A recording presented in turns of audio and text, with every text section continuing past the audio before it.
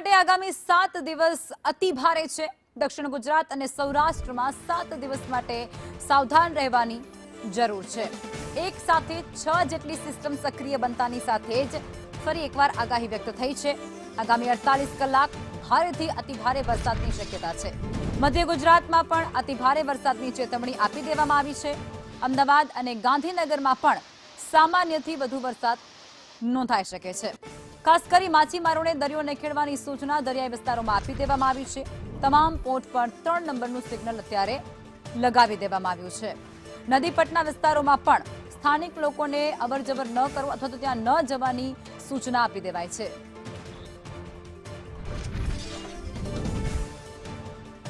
અને આજ મુદ્દે સહયોગી કૃષ્ણ અમારી સાથે ન્યૂઝરૂમથી જોડાઈ ચૂક્યા છે। વિંડીના માધ્યમથી સમજાવવાનો પ્રયાસ કરશે કે કઈ પ્રકારની આગાહી આવનારા દિવસોમાં ગુજરાત પર છે। જી કૃષ્ણ। જી બિલકુલ, લખમાં હવે જુલાઈ શરૂ થતાની સાથે જ ગુજરાતમાં સારી એવી મેઘમહેર વરસી રહી છે। આપણે જોઈ રહ્યા છીએ ખાસ કરીને દક્ષિણ ગુજરાત અને સૌરાષ્ટ્રના જિલ્લાઓમાં ભારે વરસાદ વરસી રહ્યો છે।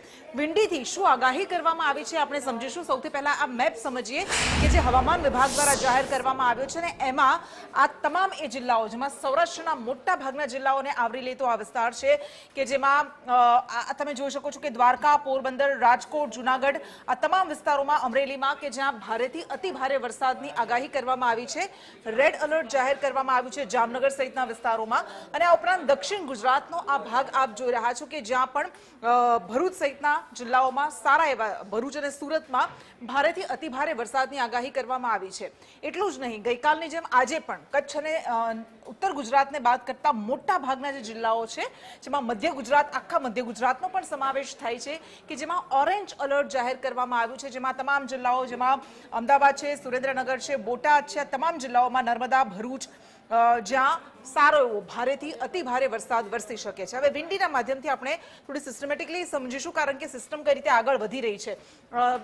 દક્ષિણ ભારતમાં ખાસ કરીને જ્યાંથી મોન્સૂનની એન્ટ્રી થતી હોય છે કેરળ અને તમિલનાડુથી, કેરળમાં તો સારો એવો વરસાદ વરસી જ રહ્યો છે, પણ અત્યારે સૌથી વધારે જે સારો ભારે વરસાદ છે એ મહારાષ્ટ્રમાં વરસી રહ્યો છે અને ઘણી બધી જગ્યાએ તો એ આફત બનીને વરસી રહ્યો છે। અને આ સિસ્ટમમાં તમે સમજી શકશો કે આ જે આખી સિસ્ટમ છે કે જે મહારાષ્ટ્ર અને ગુજરાતના દક્ષિણ ભાગોને આવરી રહી છે, જેમાં સ્પષ્ટપણે દેખાય છે કે આ વાપી પાસેનો આખો જે બેલ્ટ છે ત્યાં ભારેથી અતિભારે વરસાદ વરસવાની આગાહી કરવામાં આવી છે અને ધીમે ધીમે આ સિસ્ટમ આગળ વધી રહી છે। એટલે આ દક્ષિણ ગુજરાતના તમામ ભાગોને, જેમાં વાપી, સુરત, વલસાડ, નવસારી, ડાંગ અને ભરૂચ સુધી તેની અસર દેખાઈ રહી છે, જ્યાં ભારે વરસાદ વરસી શકે છે। આવતીકાલનું એટલે કે 4 તારીખનું આ જે મજબૂત સિસ્ટમ બની છે એ ધીમે ધીમે આગળ વધી રહી છે અને 4 તારીખે એટલે આવતીકાલે તેના કારણે ગુજરાતમાં સૌથી વધારે અસર થશે। અને આ આખો તે ભાગ જે તમે જોઈ રહ્યા છો એમાં મધ્ય ગુજરાતના પણ ભાગો આવી જાય છે, દાહોદ અને વડોદરા, અને આ દક્ષિણ ગુજરાતના ભાગો છે સુરત, વાપી, નવસારી, વલસાડ, ડાંગ,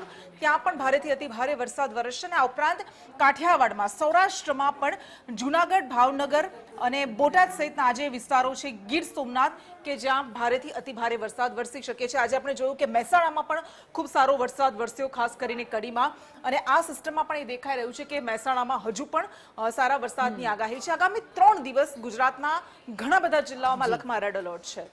બિલકુલ, આભાર કૃષ્ણ, આપ જોડાયા તે બદલ।